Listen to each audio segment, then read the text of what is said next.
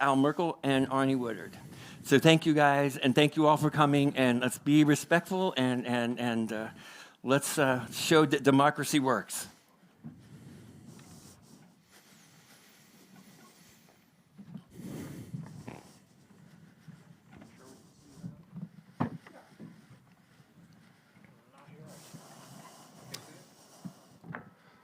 Well, good evening, Arne and Al. We have done a coin flip already, and the results of that coin flip, Al, you're going to go first, and in exchange, Arne, you will get the last word at the end. So the very first question for both of you, why do you believe you're qualified to be a Spokane Valley City Council member? Thanks, Colin. I'd like to thank you, of course, thank my opponent, Arne, for being here, the spokesman for putting this on, and of course, Northwest Passages. I think my qualifications really stem from me growing up here in the Valley. Originally, my parents actually worked for the Foreign Service, so I was born overseas at an Air Force base. The first time that we moved to the United States was right here, Spokane Valley. And to me, that makes Spokane Valley very special. This is my first taste of true American freedom. And I can't, there's a lot of folks out there watching this tonight, a lot of folks out here in the audience who really understand what the core of the Valley is. It's a beautiful, neighborhood-friendly place to live.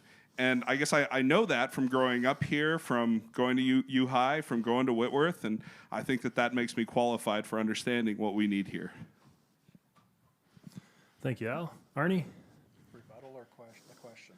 Same question to you, and I can read it again if you'd like. Oh, I got the question. Why am I qualified? Well, first of all, I've already served for 12 years on council and a year on planning commission.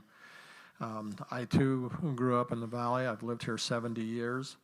I've dealt with a lot of people through a number of entrepreneur businesses, and the interaction that you have through church, through neighborhoods, just the fact that I've lived here that long, people stop me everywhere and ask me questions. They mug me at the mall, so I try my best to answer their questions quickly if I can, or get back to them. I've always been very open to the public to sit down and talk with anybody on anything. Whether you vote for me, like me or not, doesn't really matter. I'm here to serve the public and will continue to do so the way I have the last 13 years. Thanks, Arne. Al, do you feel like you need a rebuttal, or do you want to move on to the second question? No, we can just move on. Okay. The second question for you, both of you have talked during your run for this election about how you believe the city council should focus on addressing pragmatic issues and shouldn't waste its time on things that are not within its purview. In your view, what are the city council's fundamental responsibilities, and what topics should the council avoid? And Arne, you can lead off this one. Well, that's a fairly easy question to answer. The state law says we have three things to do. We must take care of public safety, which is about 62 to 64 cents of every dollar that we do in the Spokane Valley. That includes the 8 contracts that we run our public safety under. We must do infrastructure, which most people would relate to roads. That does also include buildings like our precinct, the city hall, this building, or Center Place. I think I'm in Center Place. Anyhow, Center Place, and parks. Parks, certainly the capital part of it. And the third thing is economic development. Economic development is maybe a little later comer to the council. We certainly made it a priority 11 years ago and have had great success. Those are the three things. Those are our 3 priorities, and that's what I'll continue to focus on. Thanks, Arne. Al? Yeah, I think my opponent actually structured that pretty well. Those are the 3 main things that the Valley City Council should do. I would also add that it's important for our city council to keep in mind the kind of city that we want to live in and to make decisions that reflect the kind of city that we want to live in. As I've been out doorbelling and talking to folks on the streets, I've heard a lot of people talking about how our growth here in the city hasn't been managed appropriately. And I think that that's an important part of the city council's decision making, is how do we manage that growth? How do we make sure that the taxes are being paid by the appropriate people, the fees are being paid by the appropriate people, so that folks who already live here don't have to pay for the growth that they aren't necessarily benefiting from. I would say that what we need to avoid is political issues, things that really don't have to do with managing the city in the areas that we just talked about. Thanks, Al. Arne, you have a 30-second rebuttal if you'd like it. Well, I would just simply say that the growth comes from people wanting to live here. At that point, you have to start to manage or look at how are you going to accommodate them. And the biggest thing is housing, roads, of course, which we do pretty well in spades. But housing is an issue all over the state. The reason it's a problem here is that we only have enough contractors in Spokane County to build about 1,600 homes per year, as opposed to Kootenai County, who does about 5,000. There's where our growth goes. Thank you, Arne. Al? Yeah, I appreciate that, managing the growth is really important. I guess that's the core to what I was saying, that we have to manage that growth. We have to make sure, I know that there's a lot of people who want to move here, but I'm running to represent the people who already live here. And I don't think that they should be, that the people who want to move here should be at the expense of the people who already live here. We've all paid our way into this community, and I think that the community should be the community that we moved here for it to be. Thanks, Al. You guys kind of got into this already, but I'm going to stick to my script. Al, you have repeatedly talked about how you believe managing new development would be one of your top priorities if you're elected. Please explain with as much specificity as possible what you think the city should do to regulate new development. And you're going to lead off this one. Yeah, thanks. Absolutely. That is one of my top priorities. For me, one of the things that I've been seeing, one of the things that a lot of people have been seeing, is that our city doesn't require developers to pay the same types of fees that other cities, other similar cities in our area do require them to pay.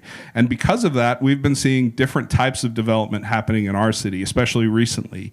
So what I would like to see is us put in a fee schedule, and perhaps impact fees, definitely looking at developer agreements, which is something that we had in the past, and emphasizing that developers should pay the true cost of what their developments actually cost our city. As I talked about just a few minutes ago, I'm perfectly fine with people wanting to use their property and having people move to our great city, but they shouldn't do it on the backs of the citizens who already live here. And as it stands right now, that is the case. Thanks, Al. Arne?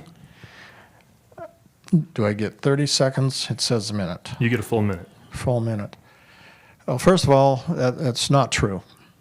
Our developers for years have been paying a lot of things: street improvements, sidewalk improvements, sewer improvements, water improvements, telecommunications. All those things are part of their contract with the city on their development. The thing that we have to remember is you want economic development, you want your kids to stay here, but if there's no jobs for them here, they're not going to stay here. And so with the developers that build here, they're already required with a lot of things. And yes, we do have impact fees, particularly in the east end of the valley. The others are still under consideration, but there's not as much growth potential there. So we're trying to make sure that where we've done our impact fees, that it's impacting the areas that are actually growing and stressing the infrastructure that we have. Thanks, Arne. Al? As you said, economic development is one of the core features, one of the core things that the Valley City Council needs to do. And you mentioned about jobs, which I agree with, but a lot of those jobs and a lot of those businesses that want to hire people come because of how beautiful our city is. We have seen differences in the way our city develops. If you look just on 4th and McDonald, you can see property where an infill multifamily was built and only a piece of sidewalk just in front of their property was built. But that whole street character has changed, and I think that that should be the developer's responsibility. Thanks, Al. Arne? now you start talking about penalizing as opposed to having good management. Yes, when we inherited the county roads and whatnot, there was very few sidewalks, particularly south of Sprague, except for certain areas. The fact of the matter is you can't put on the backs of a developer, one developer, all the sidewalks, street improvements, and all the rest of it that are going in front of the rest of your properties, unless you have a way to make that more equal later. And so far, that's not the case. Thanks, Arnie. Arnie, you're going to lead off this next one. Last year, for the 14th year in a row, Spokane Valley opted against a 1% property tax increase. That tax would have cost the typical homeowner about $3.50 and brought the city an additional $131,000 in revenue. Are you for or against taking the 1%? I'm never for taxes and have not promoted taxes with the exception of coming up this last 2 years.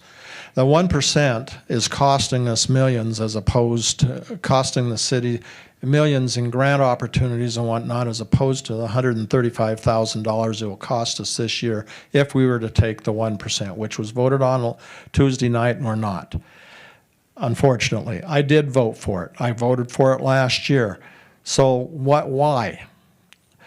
First of all, we've been told by our legislators and legislators on the other side of the state that they're not going to vote to give us grant money if we're not willing to take the dollars that we're allowed to already to help support our city. That's the $135, $131 or whatever. The second thing, and probably even a more important thing, is the fact that our bond rating is the highest in the state. And if we continue down the path of no property tax, that's going to get really hurt. Thanks, Arnie. Al? I guess my opponent really stated it very clearly here. Our bond rating is as high as it can be. It's the highest in the state. I don't really understand the argument that we need to take the property tax for that bond rating. I mean, I understand it to a point, but I guess from my perspective, given where inflation is, given where homeowners are, how they've already felt the strain of property tax through the other municipalities that tax them here in the Valley, it just doesn't make a lot of sense. My opponent and I actually agree that taxes should follow the use. In other words, we should always have, as much as possible, a direct proportionment between who's using something and where the taxes go. And as much as possible, taxes shouldn't flow just into the general fund for whatever. But that being said, that's exactly what would happen with a property tax. So to me, it just doesn't make sense. If folks out there should have to tighten their belts because of inflation, well, we should have to tighten our belts too. And this is just not the time to be issuing another property tax. Thanks, Al. Arnie, you have 30 seconds if you want it. I probably should waive it, but I will say this, that there's another really good reason why that property tax should be taken. Al, you're right that that doesn't help those of us that are on fixed income and are trying to make ends meet. But it's less than $3. It's half that because 50% of the tax falls on corporations, businesses, and elsewhere. But the fact is we haven't taken it, therefore everybody else is, and we're not getting what we need for our valley. Thanks, Arnie. Al?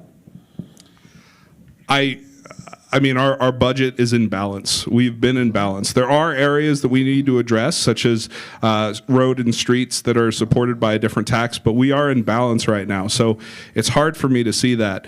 There's an argument about policing, but I think that Measure 1, which is coming up right now, might solve that situation. So to me, it just doesn't make any sense. If the citizens in the future demand more services or different kinds of services from our city, then that would be a good time to evaluate a property tax. But right now is not that time. Thank you, Al. Al, you're going to lead off this next one. And this is a question about roads. According to city staff, Spokane Valley's roads are in good shape today, but in order to keep them that way, staff say the valley will need to roughly double its annual road maintenance and preservation spending from about $8 million to about $16 million a year.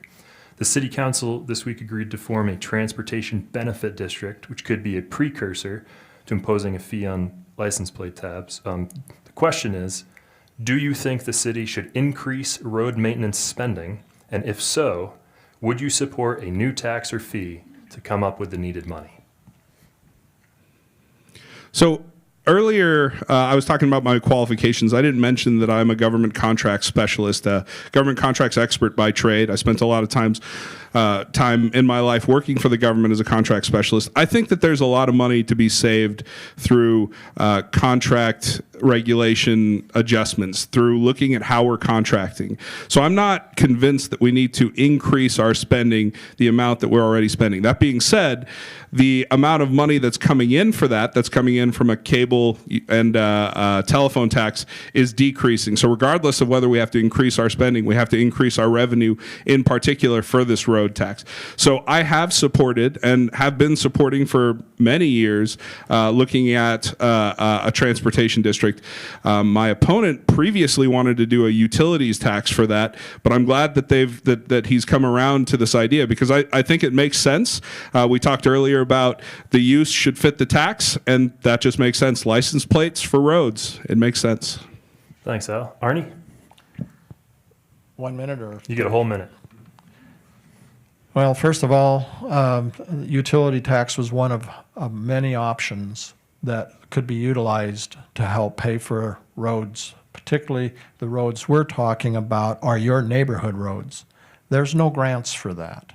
So you've got to come up with a way by which you can go ahead and take care of those roads, because if you wait another 10 years or another 15 years before you start it, we will never catch up with it, just like the city of Spokane. We will have their third world roads like they have. Excuse me for you that are from Spokane. But you know what I'm talking about. The potholes eat your tires and wheels, alignments, and so on. The fact is that we have to come up with some program to take care of those roads. It takes $16 million. We've gone through a great deal of surveying and commissions and whatnot to come up with the options. Certainly utility taxes is one, but that's not the one that we've been talking about, and it's not the only one that I've ever talked about. Thanks, Arnie. Al, you got 30-second rebuttal if you want it. I think my opponent really said it well. That's where we are. We have to look at a way to meet the need, and that need it's continuing to exist. It's just that the revenue stream that previously met that need is disappearing. So to me, this is a really common sense way to do that, because the folks who register cars in the valley are the folks who use those roads. It may not be the only part of this solution. We may have to look at other pieces to make sure we're encompassing parts of traffic that come from outside of the valley, but I think that this makes the most sense. So I'm glad that my opponent is doing it. Thanks, Al. Arnie, 30 seconds if you want them. I'll waive. Gotcha. Arnie, this one is to you first. To all outward appearances, Spokane Valley has its own police department. In reality, the Spokane Valley Police Department is part of the Spokane County Sheriff's Office. Do you think Spokane Valley should end its contract with the county and form its own police department? You know, we get a minute to answer all these different questions, and it's taken years to discuss various things. I will just simply say that the contract has worked up till now. I hope that it will continue to work under Sheriff Knowles. That being said, there's going to be a day that we're going to have to form our own police force, and the reason for that is pretty simple: control. The control of the types of emphasis and priorities of our citizens, to make sure that those things are happening, and control, because that's what large cities do. And don't think for a minute that we're not a large city, folks. We are. And at some point, we're going to need the police, our own chief, our own cars, which we're buying, and a lot of other things that we've already implemented. Yes, I think at some point we're going to be our own police force. Al? I mean, our contract is working excellently. When the Valley was originally formed, one of the core principles behind the Valley was setting us up as a contract city. That's because we use market forces, we use market agreements to be able to return best value for our citizens. As I said previously, I'm a contracts officer. I believe in the power of a contract. I guess I don't really understand how we would have more control with a chief than we would with a contract where we're able to negotiate what the needs are that we have. I'd like to see some adjustments in the contract. I've talked to Sheriff Knowles about those adjustments. I think we could see some more output planning rather than input planning in the contract. But as it stands right now, we don't have to face the liabilities we would have to face if we had our own department. Right now, the sheriff takes all liabilities, and that's a great benefit to our city. I think that the sheriff is also able to plan for crimes that happen in and out of the city in a better way than we'd be able to do if we had our own contract. Thanks, Al. Arne, anything you want to add? Well, the contract has worked reasonably well. There are issues with having your police force and our chief having two bosses. He's paid by the county, therefore he has to respond to the county first and foremost. And so we really don't have, if you will, a police force. We do have a contract that gives us some services, but it's not a police force that you would consider a municipal police force. Thanks, Arne. Al? I guess I would disagree with that. And I think that all of the deputies who work diligently here in the Valley on issues that are Valley issues would disagree with that as well. Very strongly, in fact. I feel like they care about the Valley. Our chief cares about the Valley, but so does the sheriff. I mean, there's not two bosses here. The boss is the contract. We respond. We ask for the services that we need from that contract, and we get those services. We also have the evaluation at the end of it. And the best part, we have an eject button if we really need to. We can form our own police department if things really fall apart. Thank you, Al. The number of homeless people in Spokane County has more than doubled in the last decade, according to the Point in Time Count, which is an annual survey required by the U.S. Department of Housing and Urban Development. Homelessness has increased 36% in the last year alone. In your eyes, what specifically should Spokane Valley be doing to address homelessness? And do you think the city should be spending more local taxpayer dollars on the issue? This one's to you, Al.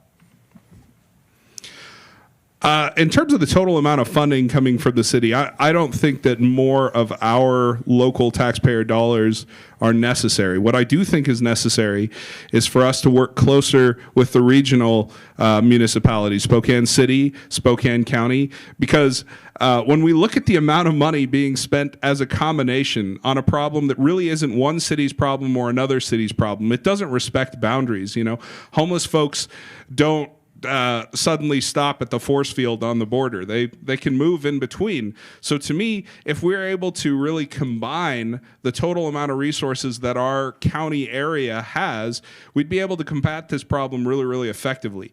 I think that we've been pulling away from that regional working group, and I think some of that is because, you know, we've said that it's dysfunctional, but I'd rather fix the group because it would save taxpayers money than say, oh, that's it, we're just going to pull out and then spend the money. Thank you, Al. Arne? Well, first of all, it's not that simple. Again, this is a 1-minute answer to a very intense problem. And the homelessness, first of all, before any money should be spent, is there should be expectations on what they must do if they're going to get the help. That isn't allowed to us through our Ninth Circuit Court of Appeals because they want to make housing first before anything else. And so you get your no barrier, low barrier services, which doesn't encourage, incentivize, or help somebody get away from the problems that they're having that create the homelessness, whether that be addiction or alcoholism or a number of things, divorce, other things that have helped bring them to that point. And so it's just not that simple. As far as the regional is concerned, if it would start talking about functioning for the benefit of Spokane Valley, I'd be in a lot more favor of it. Al? You're right, nothing is that simple. That being said, hard work is why I'm running. This is a hard work solution. It's going to take hard work to turn that regional solution to the right direction. And that's I'm ready to take on that hard work.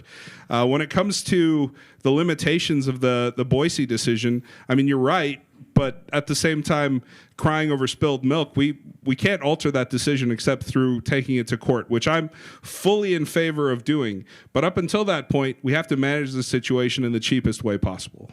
Thanks, Al. Arnie? Managing it just means you're enabling, pure and simple. And what we need to do is change the paradigm. That's what we're trying to do in Spokane Valley with our homeless plan. It's supposedly going to be on our agenda next week for City Council. We have been working on that plan for over a year. We take things slow and steady and try to get it right. And I think when it comes out, you'll see a lot different priorities on how we're going to address it. Thank you. I am going to assume that it is time to wrap this up because I lost track of time. We're going to give you a chance to give your closing statements. Al, because you went first, you're going to go first on this one too, so that Arnie gets the last word. You can use this time to talk about something that's important to you that we haven't talked about. You can expand on something we've already talked about. Whatever you want. You've got a minute. And Al, you're going to go first, and Arnie, you'll get the last word. I appreciate the dedication that my opponent has brought to the Valley over the long years of his service, but I think that there's a lot of things that we differ on. There's a lot of work that needs to be done, and it's hard work, and I've talked about that tonight, and I'm ready to undertake that hard work. I think we need a change in direction. You know, we've talked about property taxes, we've talked about homelessness, and I think that I represent that change in a way that's good for our Valley. My daughter lives here in the Valley. I have a stake in our city moving forward. And that to me is really, really important. And I think it should be important to voters when they're looking at their ballots, when they're thinking about the future of their city. I think we need common sense solutions. And I think I bring those common sense solutions. So I guess I would just like to end tonight by saying thank you to Arnie for your service. But I think it's time we need a change. And I'd really appreciate your support and your vote. Thanks. Arnie? First of all, I'd like to say that I'll put my hard work up against anybody's. That's all I know how to do, and it's what I've done my whole life. I'm not going to let up because I'm 70 years old. Al's half my age. And that's okay. I'm not going to hold that against him. That's okay. But I want to thank the public. You've given me 12 years to serve you. I am honored. It's been a privilege. And as far as change of direction, start changing the direction from where we're going, and you'll see everything that we've done in the last 12 years disappear. I think you have to stay steady, reliable, and consistent. And that's what I've done. And common sense, that's what I'm about. I do not think inside the box. I never have thought inside the box and don't intend to start. But I want to thank you all sincerely for the opportunity to serve you, and I ask you to vote, give me one more term. That's all I'm asking, and I'm done. I've lived here for 70 years. Thanks, Arnie. And so, Arnie and Al, thank you both very much. Thank you for being civil and playing by the rules. It makes my job easier. Thanks, Colin, very much. Appreciate it.